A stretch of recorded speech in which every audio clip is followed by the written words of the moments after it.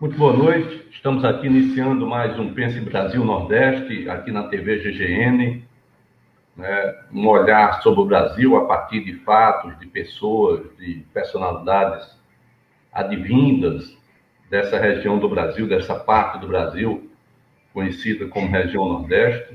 E hoje eu tenho um prazer enorme de conversar com o desembargador do Tribunal de Justiça do Rio de Janeiro, doutor Ciro Darlan, né? Que além de juiz de segundo grau do Tribunal de Justiça do Rio, é mestre em saúde pública, justiça e direitos humanos. É pós-graduado em Direito da Comunicação Social na Universidade de Coimbra, em Portugal. É diretor e editor do jornal Tribuna da Imprensa Livre, membro da Associação Juízes para a Democracia, que tem um trabalho excepcional, eu sou testemunha disso, não só eu, mas o Brasil inteiro. Ele é também, o doutor Ciro Darlan é conselheiro efetivo da Associação Brasileira de Imprensa, também conselheiro do Clube de Regatas Flamengo, que é o clube do meu filho, não é o meu, e também, em função das boas práticas profissionais, recebeu em 2019 o prêmio em defesa da liberdade de imprensa, movimento sindical e terceiro setor, que é uma parceria do jornal Tribuna da Imprensa Livre com a Ordem dos Advogados do Brasil no Rio de Janeiro. Dr. Ciro Darlan nasceu em Cajazeiras, aqui no Alto Sertão da Paraíba, perto da fronteira, da divisa, com o Ceará, mas desde pequeno se deslocou ao Rio, e é essa história, né, a partir dessa história que nós vamos aqui conversar com o desembargador Ciro Darlan. Eu queria começar, desembargador, primeiro lhe agradecendo, evidentemente, a cortesia de nos brindar aqui, né, com uma entrevista, com uma conversa, mas eu queria que o senhor falasse um pouco sobre a sua trajetória, sua família. Quando é que o senhor saiu de Cajazeiras, lá no Mojingo, interior da Paraíba, e qual foi o momento, né, nessa sua viagem de vida, que o senhor percebeu que podia se tornar um magistrado, um desembargador, coisa que não é muito natural nesse Brasil de classes sociais tão afastadas, né, de um profundo fosso social. Muito boa noite, é um prazer tê-lo aqui conosco. Boa noite, governador Ricardo Coutinho. Eu que agradeço essa honra de trocar essas palavras aqui com o senhor, que foi um dos políticos mais importantes dos últimos tempos da Paraíba, que implantou na Paraíba um socialismo nordestino, à nossa moda, desenvolvendo o interior, desenvolvendo a educação, a saúde, os programas sociais. Eu não o conhecia pessoalmente, mas como paraibano acompanhei muito a sua administração e tornei-me seu fã. É um prazer estar aqui conhecendo pessoalmente, ainda que através dessa videoconversa, mas não faltará a ocasião de apertar a sua mão e felicitá-lo pelo homem público, o homem político que o senhor é para o nosso povo. Eu queria iniciar dizendo e aproveitando uma frase preconceituosa e infeliz do atual presidente da República, quando se referiu ao nosso Nordeste, dizendo que da Bahia para cima é tudo Paraíba. Na verdade, quando ele disse isso, ele quis menosprezar o povo nordestino, como ele não tem o reconhecimento do povo nordestino, onde ele teve uma pífia votação de todo o país. Mas eu sempre procuro tirar das coisas ruins alguma coisa boa. Eu queria aproveitar essa provocação negativista e preconceituosa e sugerir que nós, do Nordeste, não numa ação separatista, mas numa ação organizada, nos transformássemos numa união dos estados socialistas da Paraíba. Da Paraíba. Ou seja, todos os estados do Nordeste unidos, porque nós temos características diferentes, porque nós conhecemos a seca, nós conhecemos a sede, nós conhecemos a fome. Então, nós construímos a nossa civilização, o nosso desenvolvimento, que hoje o Nordeste é um setor do nosso país com muito desenvolvimento e com muitas riquezas, mas nós desenvolvemos em cima de muito sofrimento, de muita resistência, né? Foi de lá do Nordeste que surgiu a primeira resistência, que historicamente tida como de malfeitores, mas a história dos cangaceiros foi uma história de resistência à exploração da riqueza, à exploração dos fazendeiros ricos que oprimiam os pobres. Então, era uma espécie de Robin Hood que tomou conta do Nordeste. Foi lá que foram defendidas as fronteiras do Brasil contra franceses, contra holandeses, contra invasores. Nós temos histórias Zumbi de Palmares. Então, nós temos histórias de heroísmo no Nordeste que faz com que nós tenhamos uma característica, uma cultura diferenciada. E essa união dos estados nordestinos faria muito bem ao Brasil como um todo. Como disse, não é um pensamento separatista, é um pensamento de valorização e desenvolvimento da região do Nordeste. E o senhor foi muito importante nisso, porque hoje nós não temos mais tantos migrantes como tínhamos na nossa época. Na minha época, dos anos 50, fugindo da fome, fugindo da falta de emprego, fugindo da violência, a minha mãe pegou os 4 filhos e mudou heroicamente com 4 filhos homens para o Rio de Janeiro. A minha mãe é uma personagem heróica nessa história, assim como a minha tia, porque como eu não tive pai, não conheci o meu pai biológico, o meu pai de registro, a minha mãe se transformou no meu pai, na minha mãe, e a minha tia na minha mãe e no meu pai. Minha tia ainda vive hoje com Alzheimer, aos 95 anos, e minha mãe já está lá no céu. Mas foi graças a essas 2 mulheres nordestinas. Mulher nordestina é a mulher diferenciada, né? As pessoas cantam na nossa cultura, Paraíba masculina, mulher macho, sim senhor, é porque as nossas mulheres elas têm a força e o matriarcado de comando, de decisão e de liderança, né? E eu aprendi isso com a minha mãe, com a minha tia, que trabalhou costurando a vida toda, depois se transformou em funcionária dos Correios e assim ela construiu a educação dos 4 filhos aqui no Rio de Janeiro. Nessa jornada, teve um período, Ricardo, que as nossas finanças não eram suficientes para sustentar os 4 filhos. Então, a minha mãe me internou num instituto de adolescentes, que era conhecido antigamente, os mais antigos se lembram, como SAM, Serviço de Assistência aos Menores, que depois se transformou em FUNABEM, CBIA, e hoje está extinto. Hoje eles se estadualizaram, não é mais um ente federal. Mas eu tive durante um ano com meu irmão mais novo, Tigard Grey, internado nessa instituição para menores abandonados. Eu não era um menor abandonado, mas eu era uma criança com carências de alimentação, não de afeto. Afeto nunca me faltou. Minha mãe sempre esteve presente e minha tia também.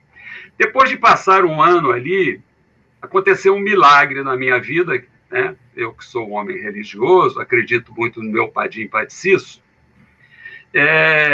eu já sabia ajudar missa em latim desde os 7 anos de idade. Então, quando saí dessa escola da FUNABEM, eu fui para a igreja do Leblon, igreja de Santa Mônica, no Leblon, dos padres agustinianos, e me ofereci para ajudar a missa durante as férias.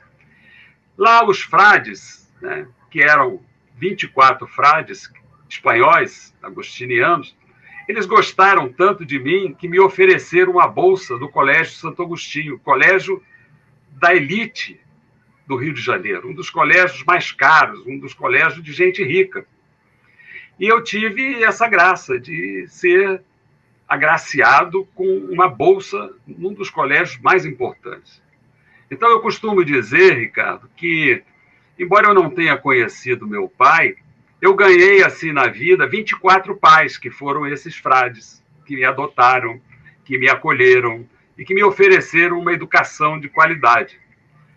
Depois de concluir a admissão, naquela época, era a atual 5ª série, eu me deu vontade de ser padre. Eu fui estudar num seminário em São Paulo, em Ribeirão Preto, onde eu cursei o ginásio, lá durante 4 anos.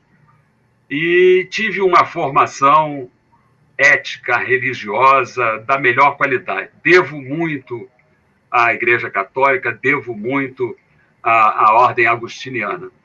Mas pelo 4º ano, né, pelo 4º ano de seminário, o orientador religioso disse: olha, a tua vocação é todas menos essa.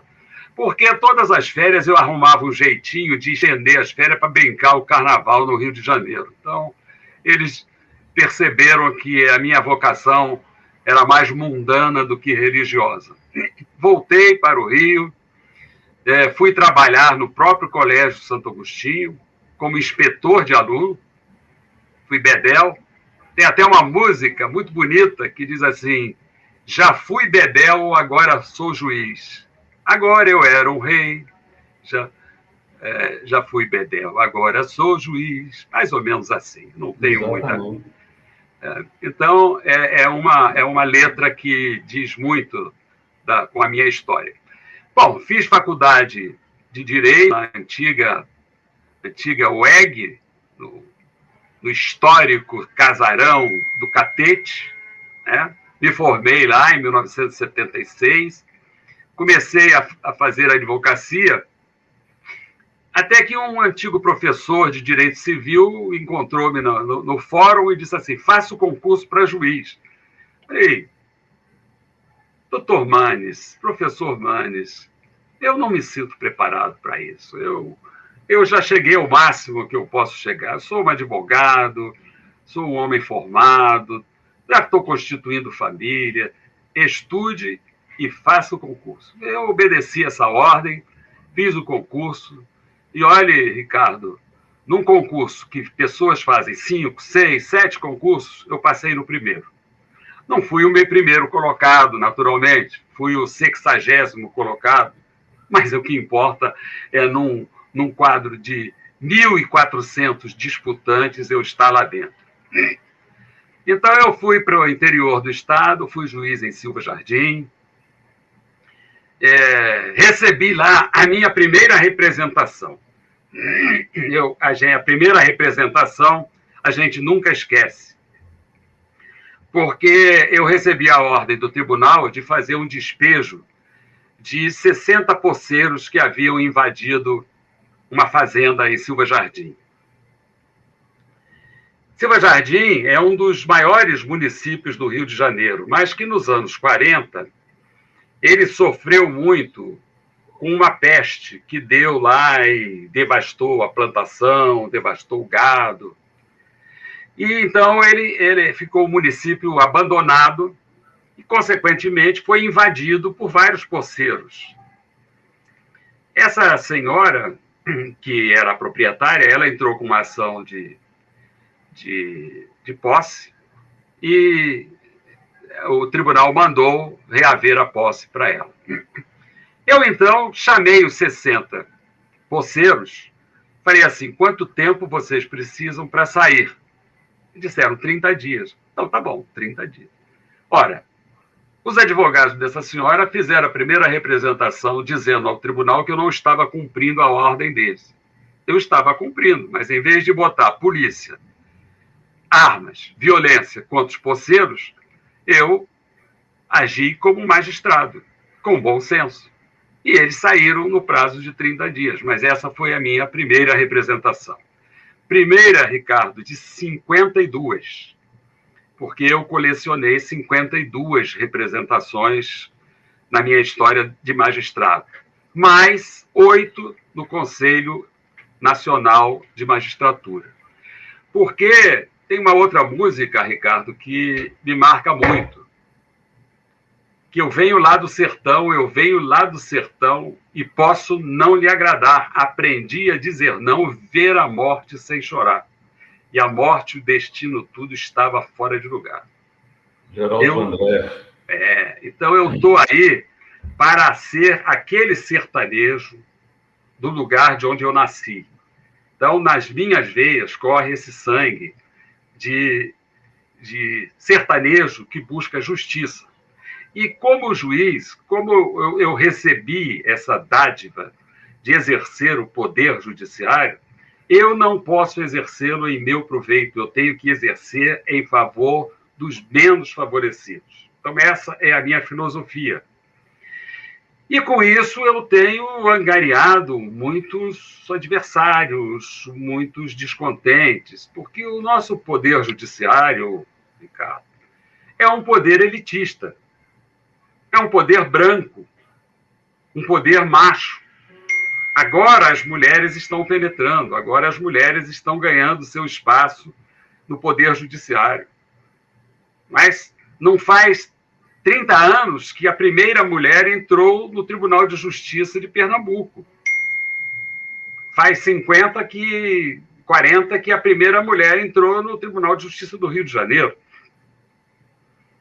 Então, é um tribunal machista, um tribunal branco, europeu, conservador e preconceituoso. Se não fosse preconceituoso, nós não estaríamos com 70% de negros atrás das grades. Porque quem coloca os negros, os cidadãos, os pobres atrás das grades, são os juízes. Só com um mandado de prisão assinado por um juiz, alguém pode ser preso. Então, essa tem sido, assim, em resumo, a minha história, uma história de coerência, uma história que eu aprendi com a minha mãe, que eu aprendi em Cajazeiras, a cidade que ensinou a Paraíba a ler, a cidade do Padre Rolim, né? A cidade que conheceu e ainda conhece as dificuldades da sede, da fome, da seca, dessa pandemia que eu tenho acompanhado, quantas famílias estão morrendo, né, no interior da Paraíba, né? Não como aqui no Rio de Janeiro, como em São Paulo, mas muitas pessoas dando a vida por falta dos cuidados necessários. Agora, nesse meu percurso, o meu espaço de vivência que eu mais me orgulho foi ser juiz da infância e da juventude. Ontem, essa semana, no dia 13 de julho, o Estatuto da Criança e do Adolescente completou 31 anos de publicação. E ainda não saiu do papel. Ricardo, você que foi um administrador, e você voltará a ser, você tem que assumir este compromisso, que foi um compromisso do grande Leonel Brizola, de plantar a educação e o respeito aos direitos da criança no Brasil. Há 31 anos, se a gente estivesse efetivando o Estatuto, o que diz o Estatuto? Nenhuma criança fora da escola, nenhuma criança sofrendo violência, nenhuma criança sem alimentação, sem saúde, sem respeito, sem dignidade.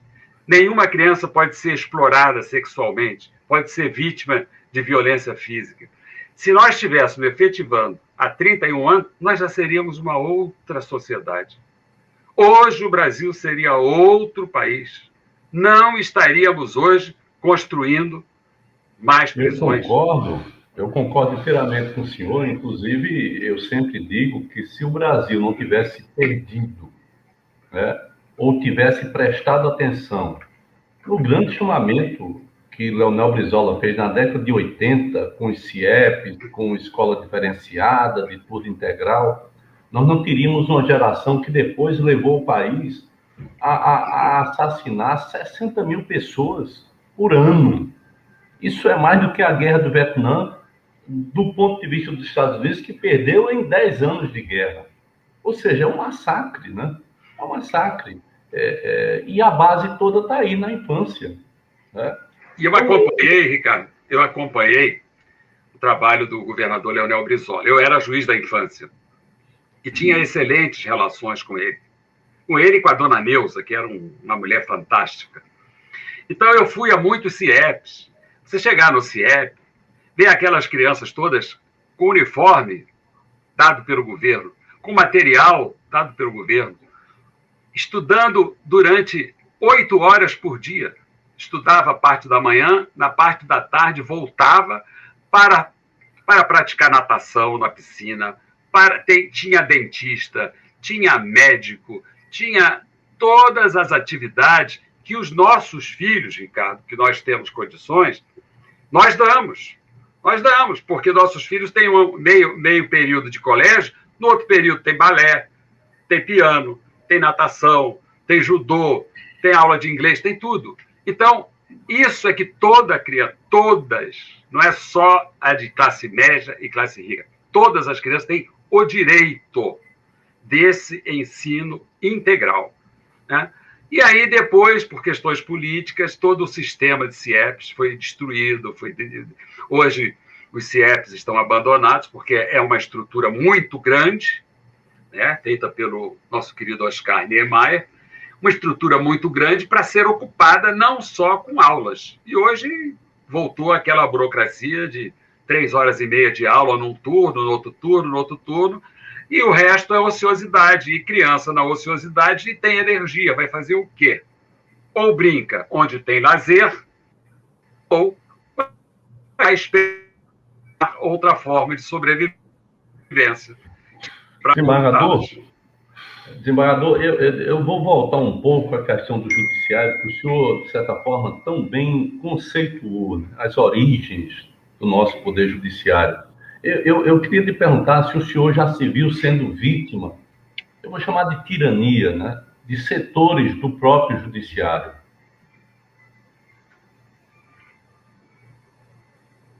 Bom, com certeza. Para você ver, o meu histórico é de 52 representações. Representações são tentativas de punição. Sim, claro.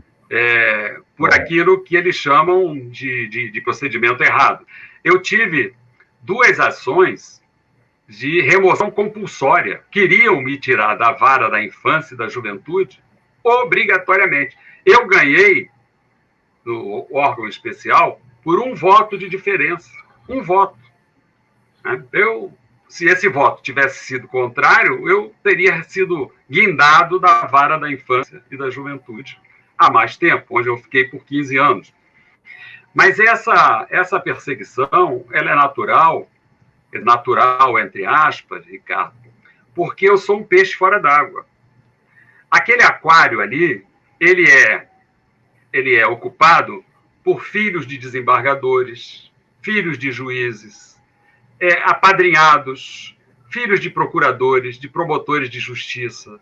Então, chega lá um Paraíba do sertão nordestino, negro, ou quase negro, índio, e penetra neste campo, e ainda com o pensamento que eu tenho, eu não sou bem-vindo.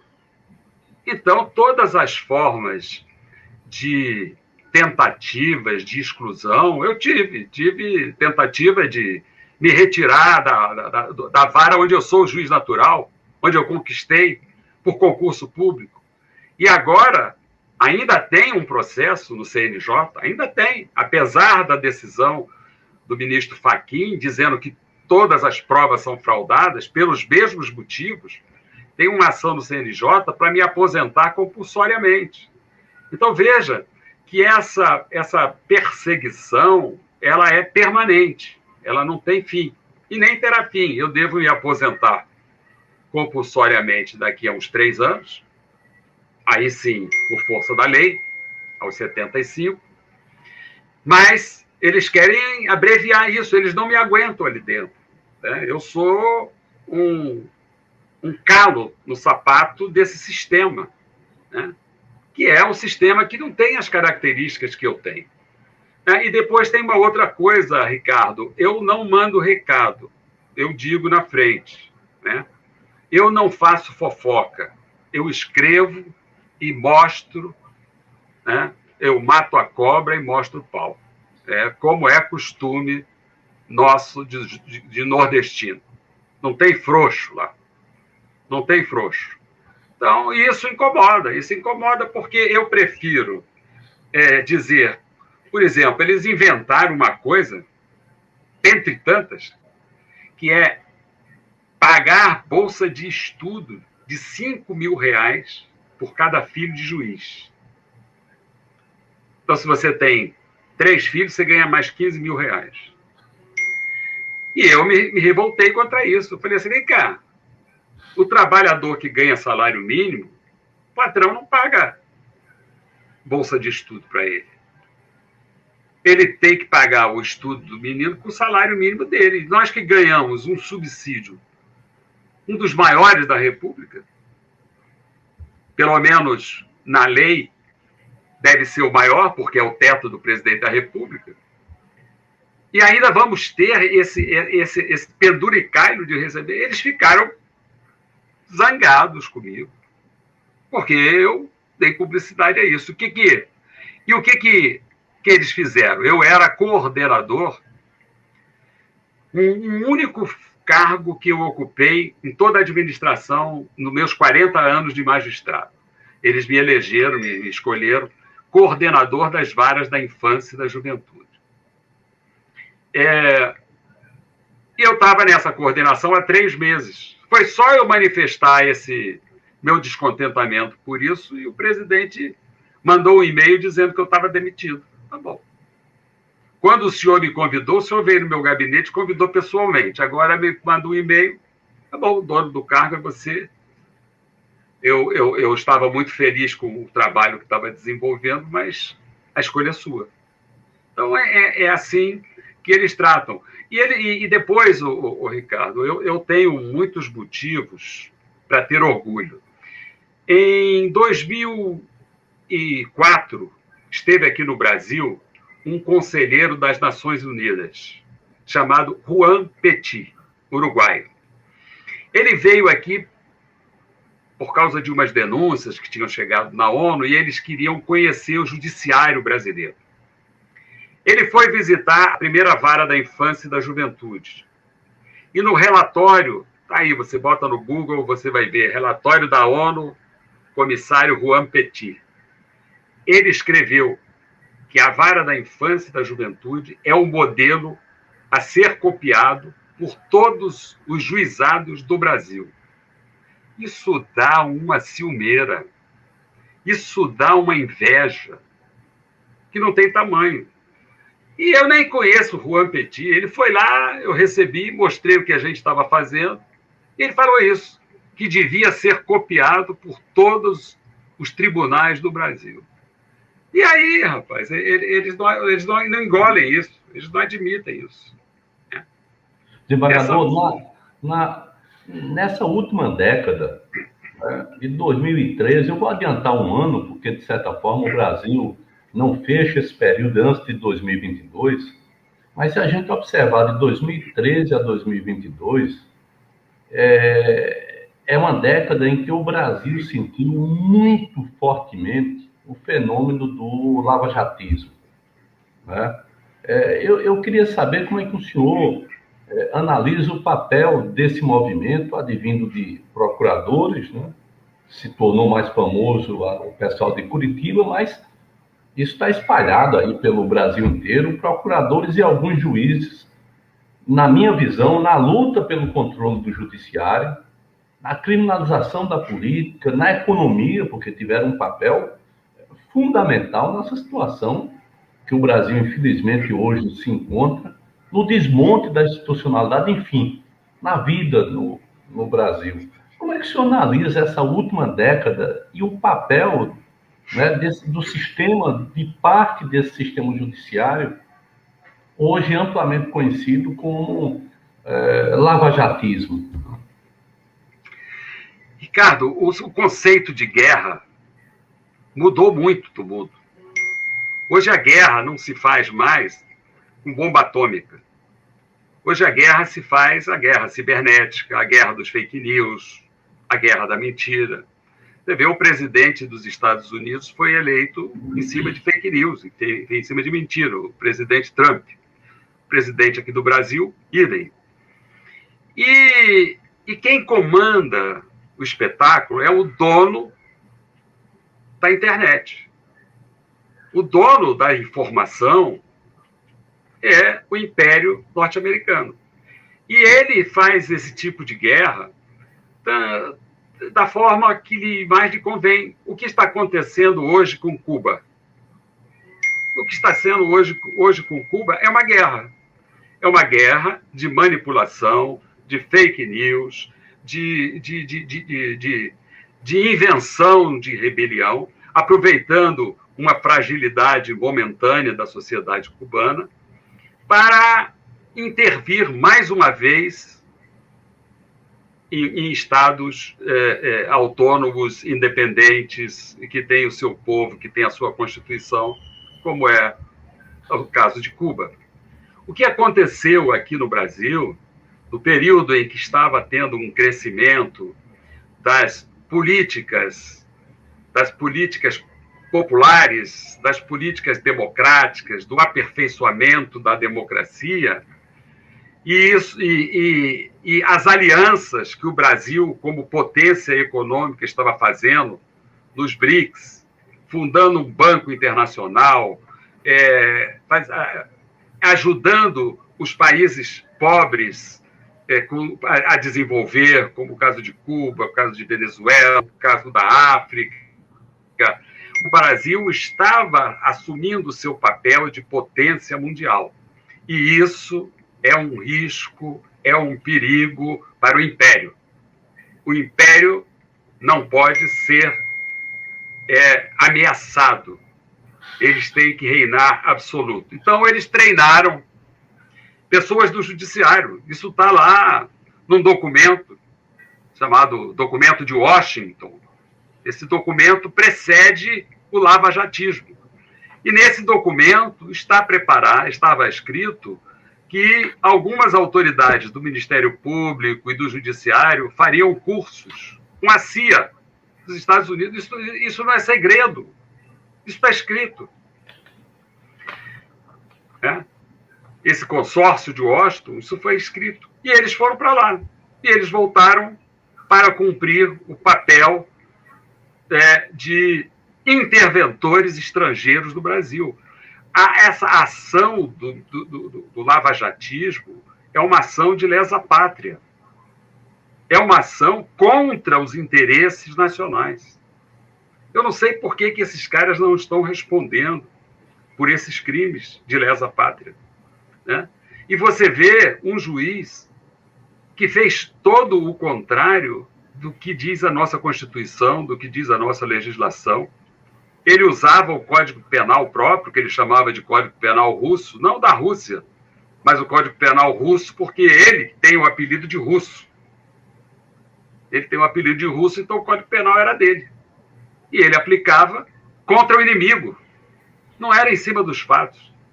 E eu estou dizendo isso agora com a autoridade do Supremo Tribunal Federal. Porque depois de tanto sofrimento como eu tive, como você está tendo, por causa de ações dessa natureza, o Supremo Tribunal Federal interpretou a Constituição e disse que ele era incompetente, suspeito, né, e malandro. O que o Lula dizia desde o primeiro momento. E o que nós dizemos dos nossos detratores desde o primeiro momento. Mas só que nós somos réus e nossa palavra não tem credibilidade, mas a do Supremo Tribunal Federal tem. E o Supremo Tribunal Federal é a última palavra em interpretação. E foi o que o Supremo fez. E vai fazer no seu caso, fez no meu caso, fez no caso do Lula. Né? Então, eu acredito que nem tudo está perdido no Poder Judiciário, porque nós temos um Supremo Tribunal Federal, ainda que com sua mistura de pensamentos liberais, não liberais, conservadores ou não, ainda um tribunal independente e um tribunal que faz justiça, né?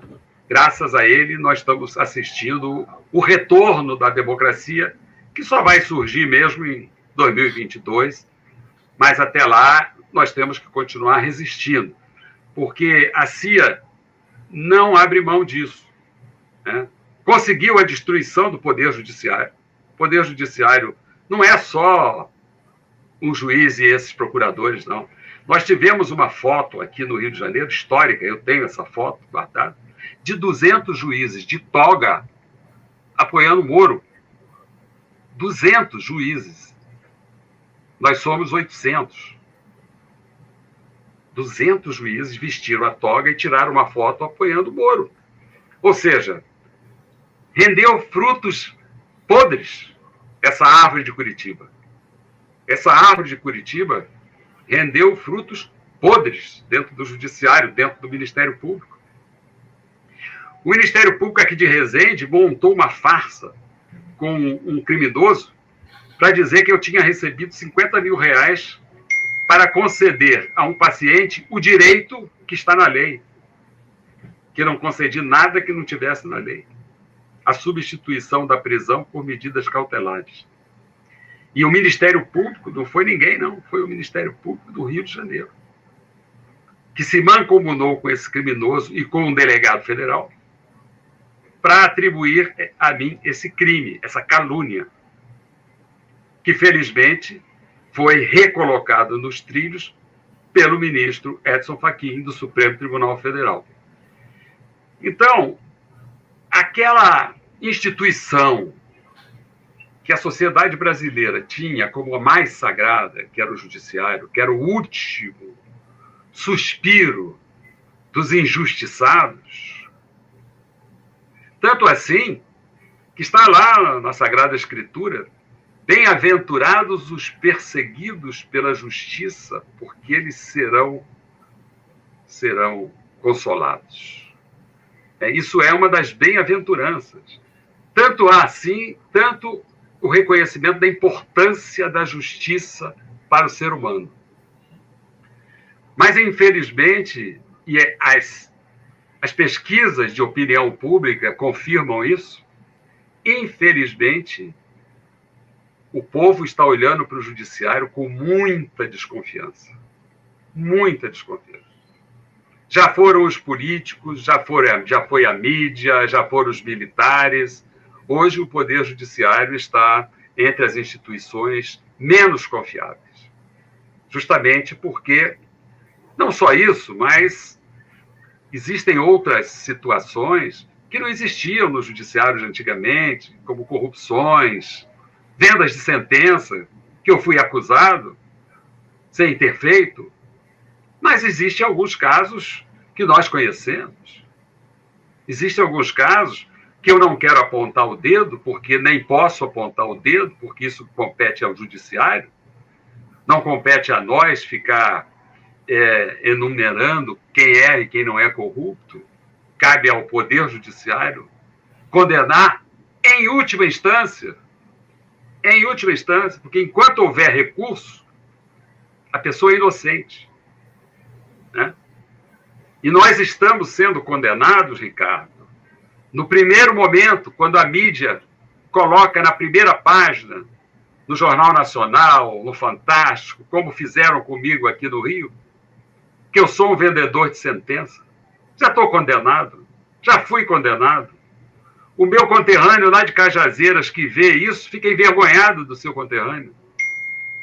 Mesmo que 2 anos depois o Supremo Tribunal Federal diga isso tudo era mentira, o veneno já foi espalhado, o veneno já está circulando, né?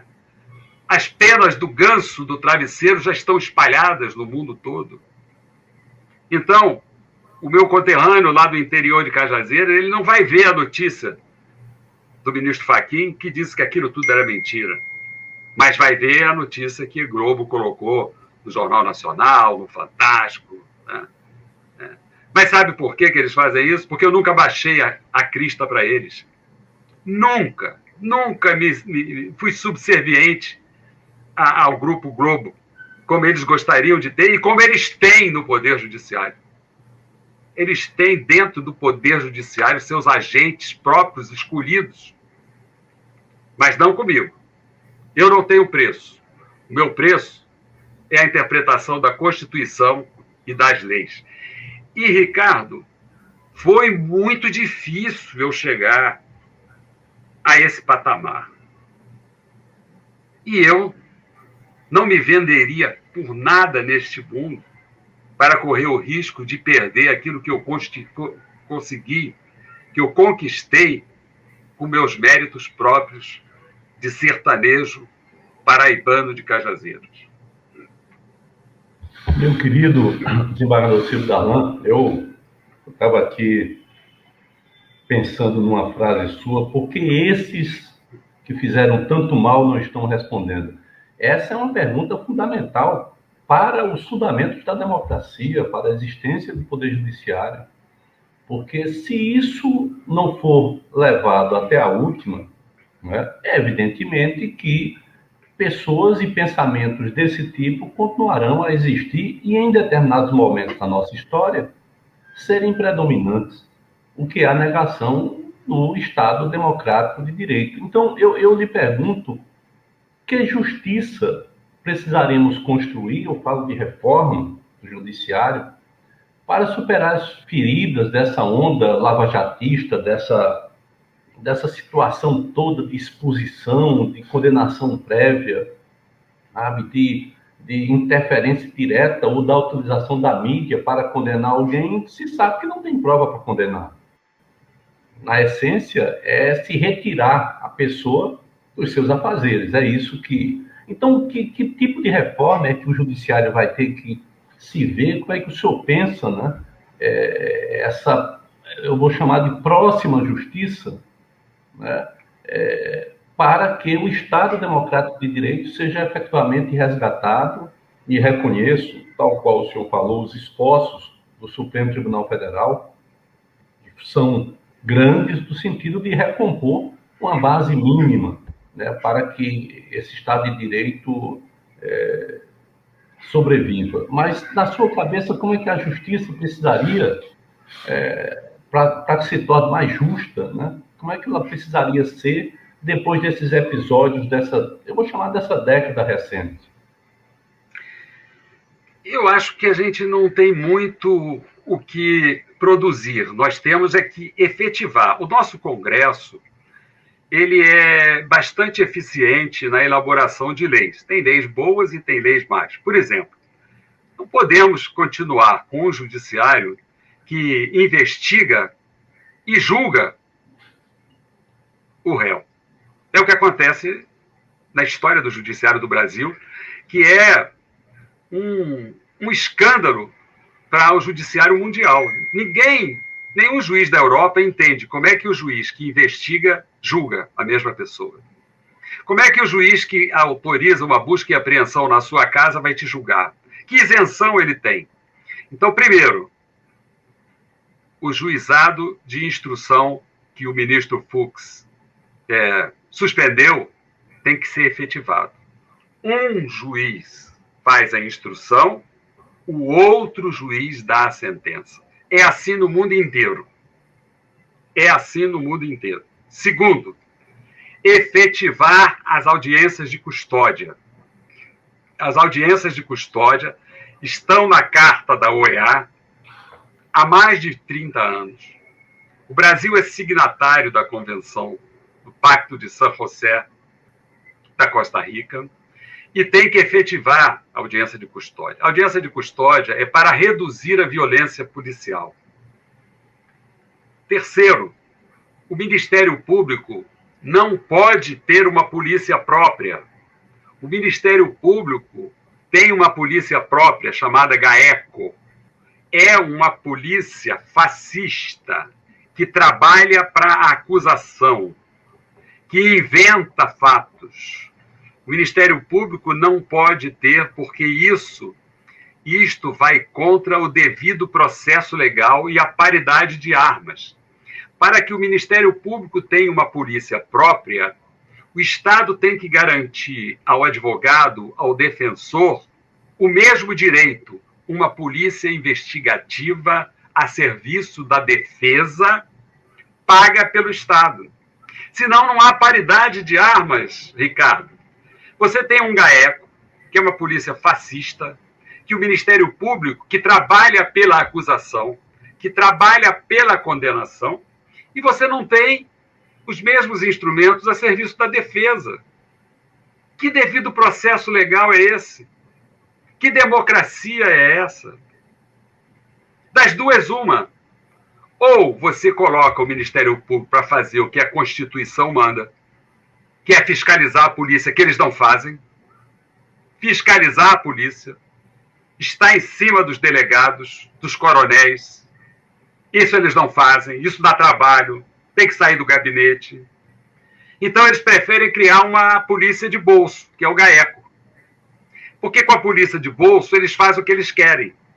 Eles mandam gravar quem eles querem, eles mandam investigar quem eles querem, eles mandam delatar quem eles querem, eles escolhem quem eles querem delatar. Então esse é o Ministério Público que a gente tem que fazer a reforma do Ministério Público. Outra coisa é também a reforma do Judiciário. Nós temos que colocar critérios de promoção, nós temos que dar um peso maior à antiguidade. Merecimento hoje, no Judiciário, é você ser amante de um desembargador que vai votar. Ora, existe no Judiciário uma prática que é vergonhosa. Você deve saber disso, você foi governador. Para você ser promovido, eu nunca fiz isso. Você tem que bater de porta em porta aos desembargadores votantes do órgão especial e dizer, olha, eu sou Ciro Darlan, eu fiz tantas sentenças. Sabe aquela sentença que o senhor me pediu para eu dar? Eu dei. Sabe? Esse é o merecimento. Esse é o merecimento do magistrado hoje no Brasil. Então tem que acabar, ou então colocar critérios objetivos. Quem deu mais sentença, quem tirou menos férias, quem teve menos falta, tem que ser objetivo. Porque se você for votar, porque esse é filho do meu amigo que é desembargador, esse é filho do advogado tal, esse é assistente jurídico da Rede Globo, é assim os critérios. Teve uma desembargadora do Quinto que disse que ela foi escolhida depois de uma caliente noite de amor com o Procurador-Geral de Justiça. Ela diz isso. Quer dizer, a toga foi trocada por uma noite de amor. Aqui em Vila Mimosa, onde as trabalhadoras de sexo trabalham, elas cobram muito menos para dar o mesmo prazer. Né? Mas são esses critérios, Ricardo, eles têm que estar na lei, fixados na lei, estabelecidos na lei. E uma outra coisa que eu acho que é muito saudável é você colocar mandato nos tribunais superiores. Tribunal Superior, o camarada é guinado, ele quer ter poder, o STJ, o STF, mas não pode ser ad eterno. O próximo anunciado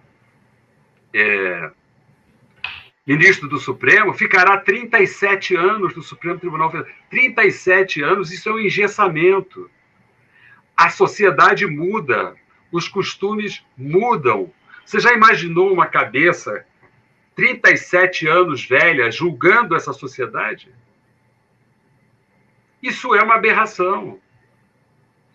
Por mais cultos, mais respeitosos que sejam os idosos, como foi o caso do ministro Marco Aurélio, que saiu aí deixando saudade, ele não pode ficar 37 anos. O outro, o Carlos, o ministro que entrou também desse último governo, Cássio com K, ele também vai ficar 40 anos lá dentro, quase 40 anos. Então isso é um engessamento. Tem que ficar 10 anos, escolhe, fica 10 anos, sai, entra outro, oxigena, muda. Né? Agora, isso depende do parlamento, isso depende de vocês aí, da política. Né? Mas são algumas observações que poderiam melhorar a prestação jurisdicional. Outra coisa também é a única atividade que o magistrado pode ter é de professor. Mas tem muitos magistrados que são professores magistrados e não magistrados professores. Então, eles têm um hobby, que é o judiciário. A função principal dele é dar aula, escrever livros, fazer conferências, viajar. Então, isso tem que haver limite. Não pode, o camarada pode. Eu sempre coloquei prioridade na minha ação judicante. Eu sou pago para isso. Eu recebo do governo, do erário público, para ser magistrado. Se alguém me convidar para dar uma conferência, eu vou. Numa hora em que eu não tenha que estar no fórum, uma hora que eu não tenha que estar trabalhando, numa hora que não atrapalhe as minhas atividades. E outra coisa, não costumo cobrar nada. Eu fui aí na minha Cajazeiras querida fazer uma palestra sobre o Estatuto da Criança e do Adolescente para os conselheiros tutelares. Fiz uma viagem longa e tive a honra de estar reunido aí com os conterrâneos e recebi uma alegria de estar junto com eles. Nunca cobrei nada em razão da função pública que eu exerço, porque eu já sou pago para isso. Já é uma decorrência disso. Mas são algumas das reflexões, né? Tem muita coisa a refletir. Você tem que ouvir, por exemplo, as camadas pobres da população que não sabem o que é o judiciário. Não sabe qual é a função do judiciário. Não sabe para que serve. Né? Tem até medo, né? Tem até medo, se o juiz se aproxima. Né? E é difícil um juiz estar presente nas comunidades. Eu costumo, já fui quase todas as favelas do Rio de Janeiro, tive do juiz da infância e da juventude, eu fazia as audiências dentro das favelas. E isso é outro diferencial que incomoda, porque você faz aquilo que todos deveriam fazer e eles se sentem incomodados. Né? Eu fazia as audiências dentro das unidades prisionais dos adolescentes, das unidades de cumprimento de medidas socioeducativas. Eu sempre fiz. E eles acham perigoso. Eles acham que a realeza que investe a toga não permite que eles se misturem. Isso é um horror. Isso é um horror. Isso aí é a magistratura de costas. É como a Igreja Católica antigamente, que rezava a missa de costas para os fiéis. Hoje já reza a missa de frente, olhando nos olhos. Já quiseram inventar aqui, Ricardo, não sei se lá na Paraíba rolou isso também, um tal de juiz sem rosto. O juiz ia julgar os réus sem rosto, que era com medo do réu reconhecer o juiz e fazer uma retaliação. Para mim, juiz tem que ser sem medo. O juiz que tem que ter medo tem que botar o pijama e ir para casa. Perfeito.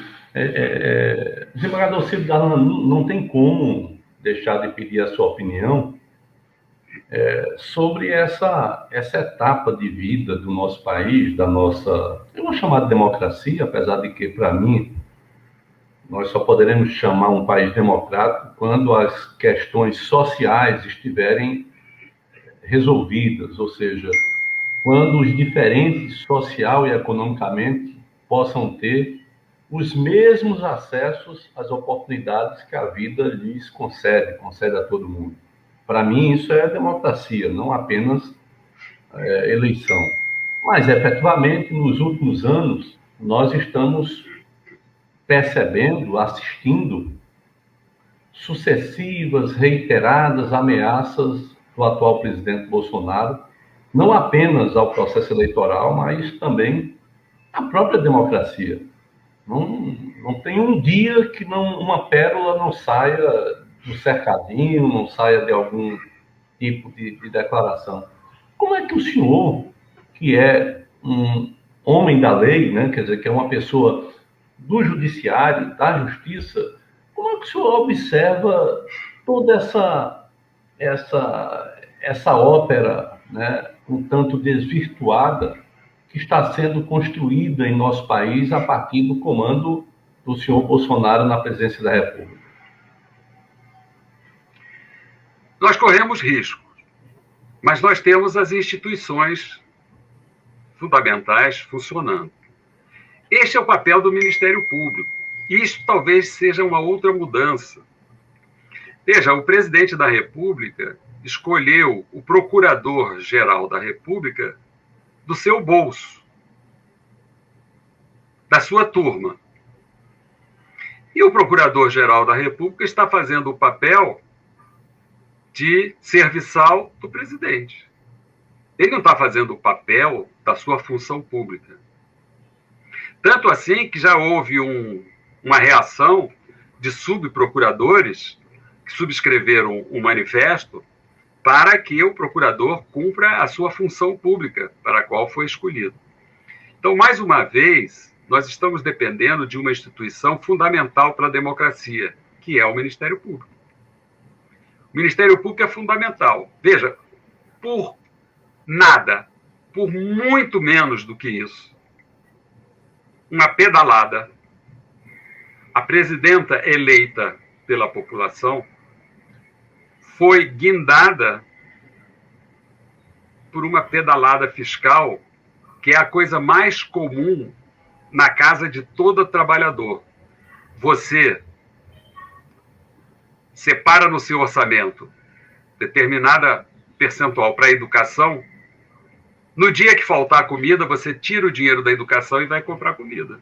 Isso eles chamaram de pedalada. Isso foi o que a presidenta fez. Por causa disso, que não é nada, se você comparar com tudo que já fez esse atual presidente, ela foi guindada. Por quê? Porque o Congresso quis. Porque os deputados quiseram. Porque tinha lá o Centrão liderando essa rebelião parlamentar, que foi acompanhada pelo Ministério Público e pelo Judiciário e pela mídia, incentivada pela mídia. Não acho que o atual presidente tenha ambiente para usar os seus milicianos num golpe. Não acho. Acho que o ambiente midiático dele é muito baixo, ele tem uma baixa aceitação na mídia, até porque ele agride muito a mídia. Isso é retrato da sua falta de educação. Ele tem um poder relativo dentro do Congresso, que ele comprou, né, que ele pagou através de verbas aí, que é público e notório. E tem também um poder que ele está construindo dentro do Judiciário, nas escolhas que vão surgindo por aí. E tem o Ministério Público e a Polícia Federal na mão. Mas essas são instituições do Estado, não são instituições do governo. Mais cedo ou mais tarde, essas instituições vão ter que se dar conta do seu papel constitucional e do compromisso que tem com a Constituição. Então, certamente, eles vão ter que descer desse barco golpista. Vão ter que descer. Infelizmente, o nosso povo não tem uma característica de se organizar para exigir seus direitos, como tem os hermanos argentinos, né? Como estão fazendo os hermanos colombianos, como fizeram os chilenos, né? Eles não têm, né? Mas nós que somos tão adversários do campo dos hermanos, né? E que até mesmo neste campo futebolístico estamos perdendo para eles, a última derrota para a Argentina demonstra isso, como estamos perdendo no campo político. A política da Argentina já é uma política de maior independência e soberania.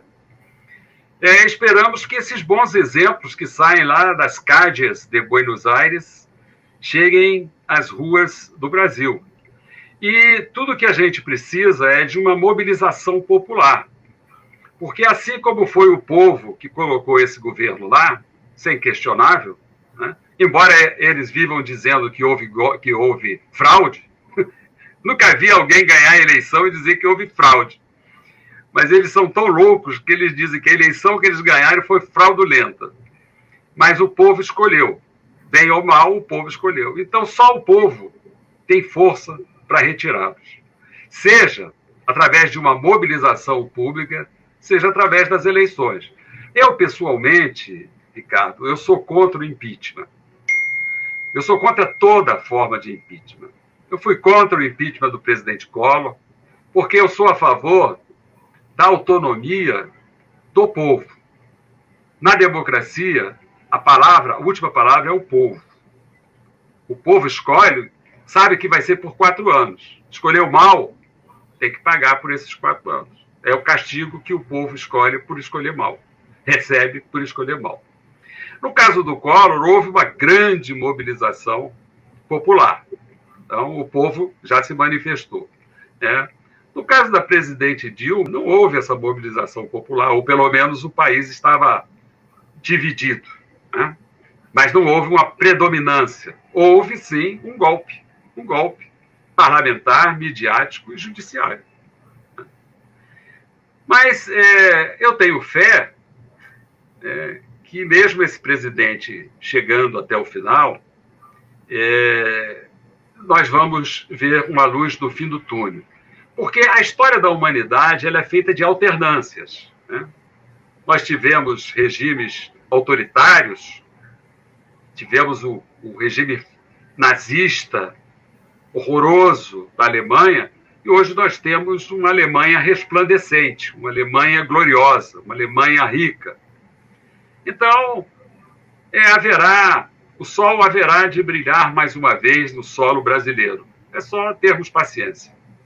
Pois bem, mas nós vamos ter que encerrar. Estamos chegando ao fim dessa conversa extremamente corajosa, direta. Eu gostei muito. Mas eu queria lhe perguntar rapidamente, uma última questão, que Brasil, né, no seu pensamento, é que nós podemos esperar a partir de 2023 com a posse de um novo governo?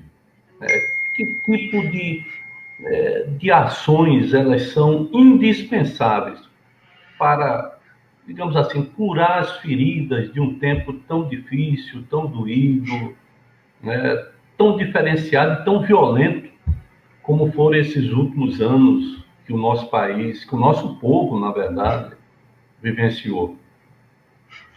Não vai ser fácil, né? Não vai ser fácil porque nós estamos em tempos de terra arrasada.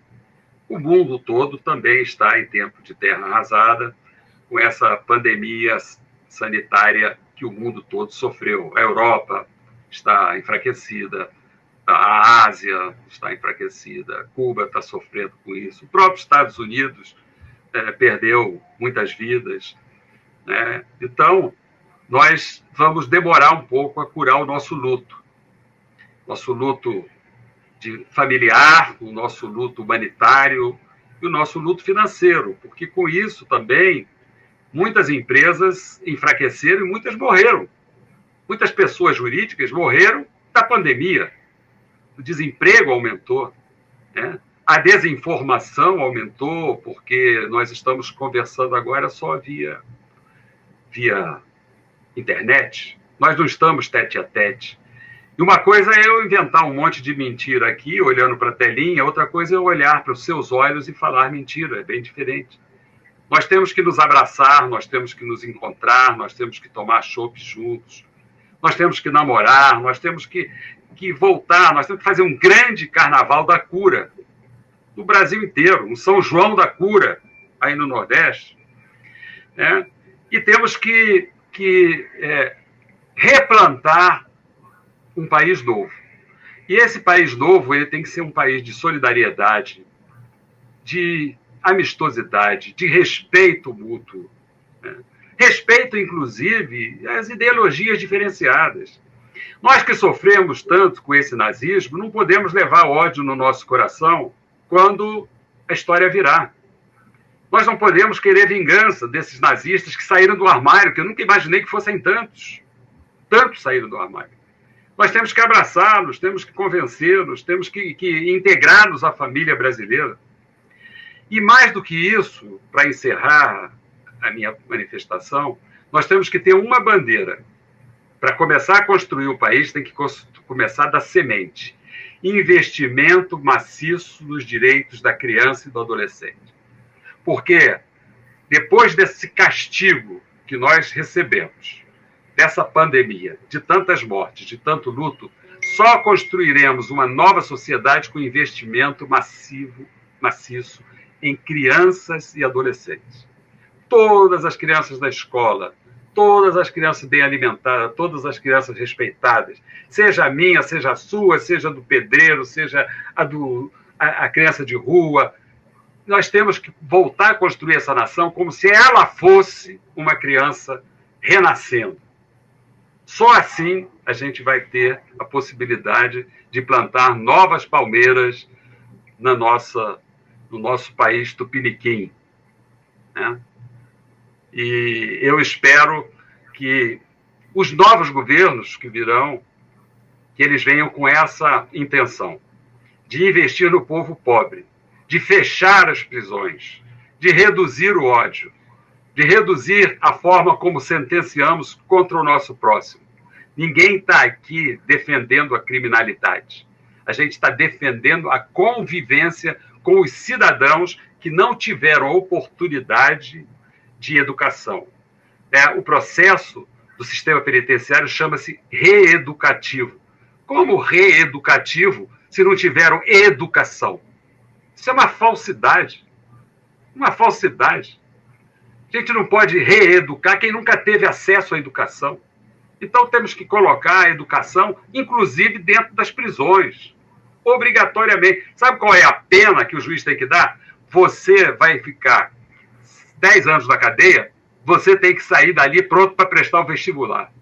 Você tem que sair dali pronto para entrar numa faculdade. Você tem que sair dali pronto para montar a sua empresa e ter autonomia e trabalhar e sair da criminalidade. É isso que o Brasil tem que investir. O bandido tem que se transformar, tem que ser transformado num cidadão com direitos. E quando a justiça condena uma pessoa, condena a privação de liberdade. No Brasil, não.